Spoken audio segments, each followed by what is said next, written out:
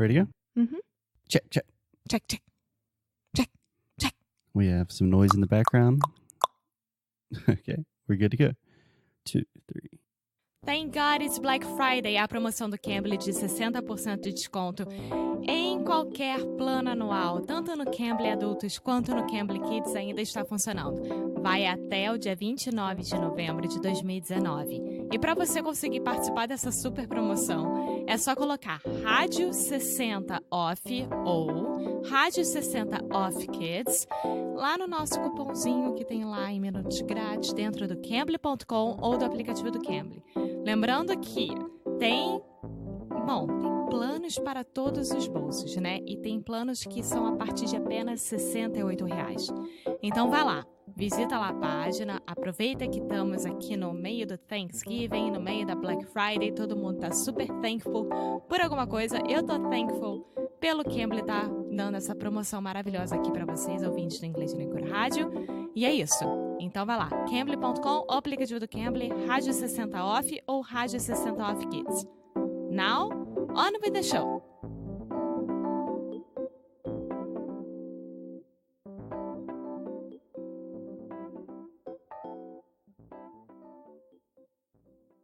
Hello, hello, hey, sweet people. My name is Foster. Welcome to another episode of Inglês no Cor Rádio. I'm here with the one, the only... Alexia Souza. Hello, hello. Alexia, how are you doing today? I'm fine. I'm really happy that it's not that cold yet, and we are still enjoying fall. It's not that cold. One of the benefits of global warming is you can have a nice day in November. But do you think it was like this when you were a kid here, or was it colder? Less often. This is quite unusual for it to be almost 70 degrees Fahrenheit, more or less 20 degrees Celsius in South Carolina in November. But yeah. Okay. Well, I'm enjoying it. Yeah, we will take it while it lasts. So today, Alexia, I think this fits in nicely with our theme for today. So this week on the show, we are talking about untranslatable words that help us understand different cultures through language. Yes. Yes, and if you have not listened to the last couple of episodes, probably a good place to start just to understand what we're talking about. But today we are traveling east, to the Far East. We are traveling far east. Yes, we are going to Japan. We are going to Japan to talk about Wabi-sabi. Wabi-sabi. That was kind of racist. Wabi-sabi, yeah. Why was it? Just me saying with a very Asian Wabi-sabi. No, it wasn't racist at all. Okay, so we have wabi-sabi, which is a word that comes from Japanese. It's actually 2 words. So we have the word wabi and sabi, which is just such a delight to say. It's so much fun. It's a great name for a dog. Wabi-sabi, here. Come on. Yeah, if you have one of those little Japanese-looking fox dogs. Imagine like a chow chow. Wabi. Wabi, no sabi. Venka. Okay, so Alexia, wabi-sabi comes from 2 different Japanese words. Wabi is essentially defined as a simplicity, kind of an understated elegance. So it's really focusing on a minimalistic approach, kind of a less is more mentality. Do you understand, Wabi, what we're talking about there? Yeah. Yeah, I think it's kind of like minimalist, but also that's beautiful. But it's not like only about material things. Yeah, it could be applied to all aspects of life. Absolutely. Yeah. And then sabi, on the other hand, this is a very interesting word, is translated to taking pleasure in the imperfect. So kind of the idea of embracing the fact that life is difficult, embracing the chaos. Yeah. I like this word a lot. Sabi? Both of words. I think they are a great duo. It is an interesting duo. Yes. So what I wrote here about Wabi-sabi is that it's like you can accept the way that the world is and the way that life is, and you don't need that much to have a great life. Yeah. Yeah. So when we are talking about untranslatable words, I think this one is particularly interesting because it has two words that are difficult to translate. So we have the word minimalism in English, or minimalist, which Wabi is kind of like that, but it seems a little bit more all-encompassing or comprehensive. And then sabi, we have the words, you have the word sabi. But it's not like that. Totally unrelated. But taking pleasure in the imperfect, it's, I don't know, it really speaks to me in the way that, yeah, life is hard.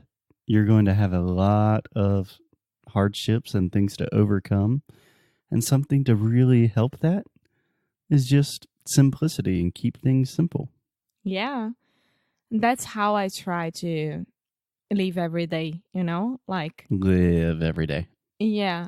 Can we try this really quick? Because I was in the middle of a beautiful I know it's going to be thought. beautiful, but this is beautiful as well because most of our new sound school students are on this section right now, the I sound. So live, morar, viver, and then leave. Can you say that with me? Live, leave. Live, leave. Live, leave. It's not I mean, no, I'm trying to. Yeah, I'm trying to help you as well. Okay, let's try this. Love. Love. Amor. Amor. Live. Live. Love, live. Live. Yes, so say love, leave, live. Love, leave, live. So close, but so far. Leave, live. Leave, live. Okay, there is a sound in between leave, sair, and love, amor, and it is live. So if you're saying you know that when people ask me like, where are you right now? Like, where are you living? There we go. That was great. Ah, was it? Yeah, the first time. I never answer like I live in Porto. I never. I'm always like, oh, Porto. Because I am so afraid of saying this word because I know that I have a hard time. And yeah, I'm trying to cheat on the way that I'm saying it. I think that's a good example of Wabi-sabi because you are taking the simple route of just not answering the question and not using the word live. But you are also accepting that, yeah, this sound is quite difficult for me and that's a part of life. So what were you saying about Wabi-sabi being beautiful? I already forgot, but that's fine. Okay, that's the show. I'm just kidding.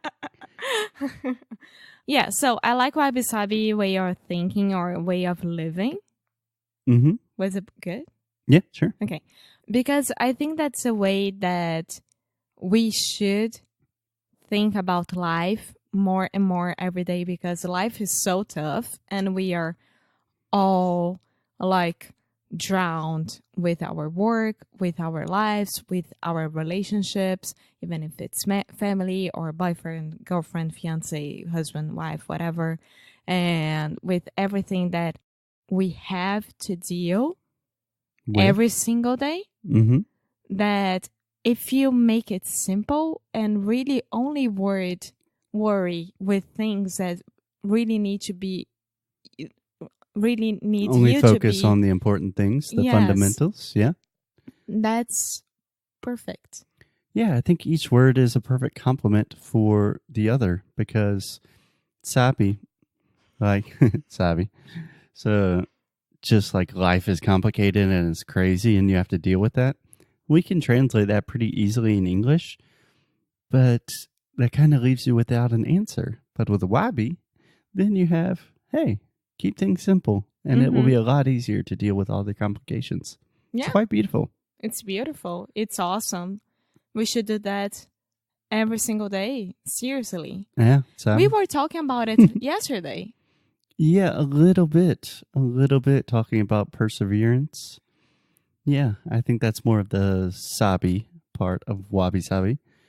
But Alexia, we are using all of these untranslatable words as kind of an opening door to these cultures. Does this tell you anything or pique your interest about Japan or Japanese culture? Yeah, I mean, Japan is awesome, and Japanese Japanese people? Yeah, I don't know why I say it, person. People, they are amazing as well, and I think it's a completely different culture than Brazilians and Americans as well. And even though, like, Brazil and United States, they have a huge Japanese community, it's not the same, right? Yeah, I really want to go to Japan one day. And one thing, we were visiting Virginia like 2 weeks ago. I don't remember exactly. And we went to this park and there was a Japanese garden. Yeah. Right? And you were talking about like how the Japanese garden is not that perfect, but is meaningful, you know? Meaningful? Yeah, meaningful. Yeah, I'm a huge fan of Japanese gardens, Japanese architecture and landscapes, because it just really draws your attention to a different place, makes you focus inward, gives you a little bit of wabi-sabi, perhaps. That's my point. Yeah, when I'm thinking about wabi-sabi, I'm very good at this, of connecting things. You do make a lot of connections.